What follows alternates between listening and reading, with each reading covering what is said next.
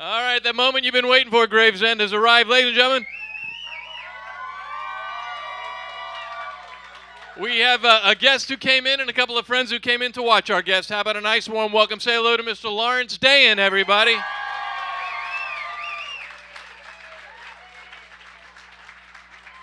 you doing, everybody? How are you?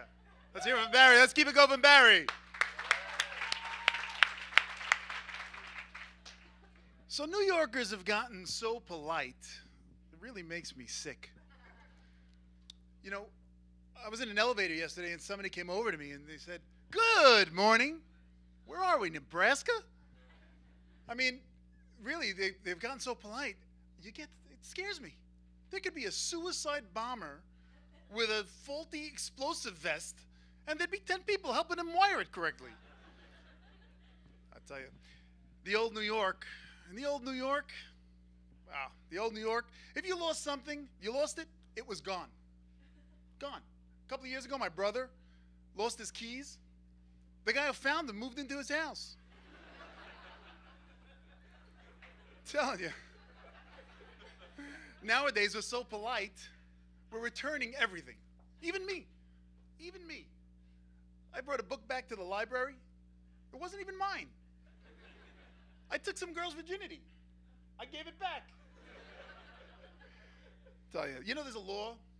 There's a law in the New York City subway that you have to give your seat to the elderly. Personally, I don't want to give my seat to an old lady. I figure if they're healthy enough to take the train, they're healthy enough to stand. And for that matter, they're healthy enough to be knocked over as I'm running for the chair. How about beggars? Beggars in the subway? You know beggars? You see beggars all the time? What happens is you get in the subway, the doors close, right? The doors close, and you're trapped, right? You're trapped, but only for about 60 seconds. 60 seconds max. All you have to do is avoid eye contact with that beggar for 60 seconds. And then you hit 23rd Street, bing bong, the doors open, and you're gone, right? If I was a beggar, I'd do it a little bit differently. I do it somewhere where it'd be a little bit more difficult to ignore. Say a flight from New York to China.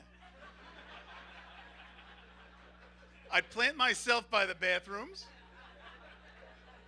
I'm sure you could hold it in for quite a while, but not 20 hours. Somewhere over Europe, we're going to be meeting face to face. Yeah.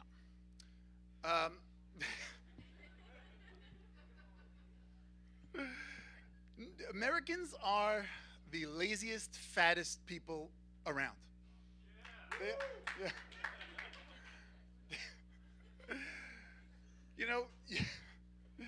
You go to the grocery store, right? You used to go to the grocery store, you buy groceries, right? You buy all kinds of stuff, and you take it home and you cook it, right?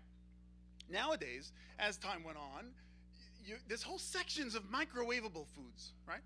Then aisles of ready-to-eat foods. Now they have something new. I don't know if you've ever seen it. It's prepackaged apple slices. It's an apple sliced and put in a little individual baggie.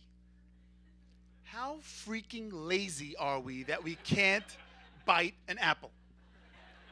I'm thinking, if that guy is so lazy to bite an apple, he's probably eating French fries. I got an idea for the supermarkets.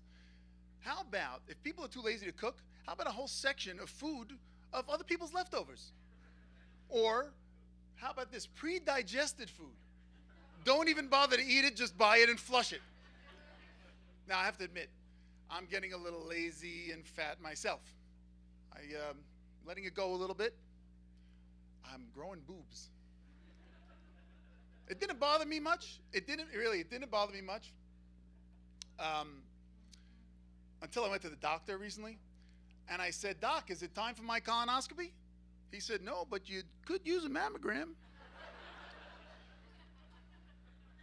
Yikes. So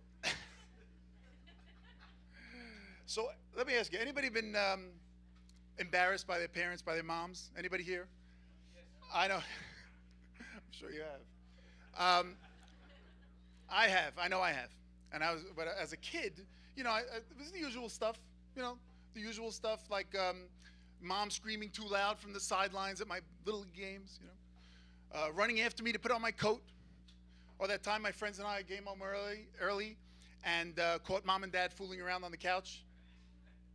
I didn't think they were that friendly with the neighbors.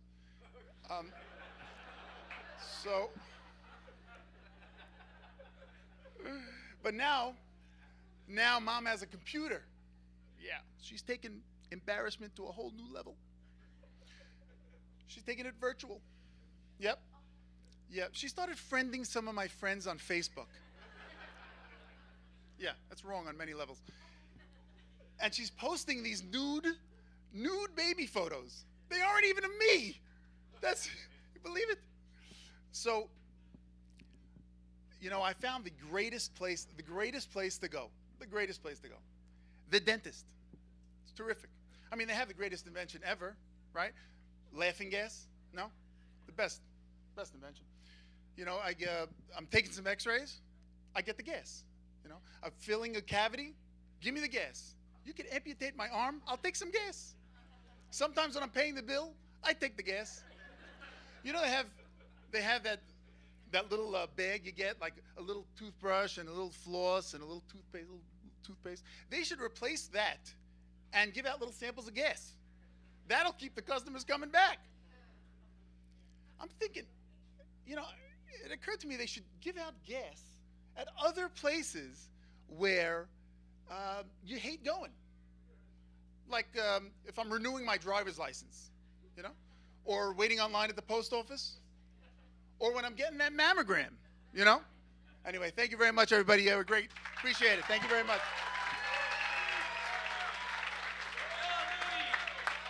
That is LD, Lawrence Dayan, everybody.